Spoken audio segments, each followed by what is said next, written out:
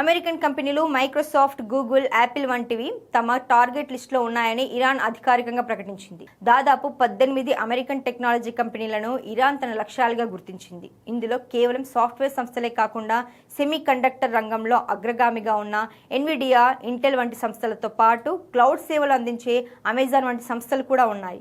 ఈ కంపెనీలన్నీ silicon valley కేంద్రంగా పనిచేస్తున్నప్పటికీ మధ్యప్రాచ్య ప్రాంతంలో వీటికున్న కార్యాలయాలు, మౌలిక సదుపాయాలు ఇప్పుడు ప్రమాదంలో పడ్డాయి. ఏప్రిల్ 1, 2026 నాటికి ఈ కార్యాలయాల నుంచి సిబ్బంది తక్షణమే వైదొలగాలని, లేని పక్షంలో జరిగే పరిణామాలకు వారే బాధ్యులని ఇరాన్ హెచ్చరించడం అంతర్జాతీయంగా ఆందోళన కలిగిస్తోంది. ఇరాన్ ఈ నిర్ణయం తీసుకోవడానికి ప్రధాన కారణం ఆర్టిఫిషియల్ ఇంటెలిజెన్స్, శాటిలైట్ ట్రాకింగ్ వంటి అత్యాధునిక సాంకేతికతలో యుద్ధ క్షేత్రంలో కీలక పాత్ర పోషించడమే. ఈ హైటెక్ యుద్ధంలో అమెరికా కంపెనీలు కేవలం వ్యాపార సంస్థలుగా కాకుండా పరోక్షంగా యుద్ధ భాగస్వాములుగా వ్యవహరిస్తున్నాయని ఇరాన్ ఆరోపిస్తోంది.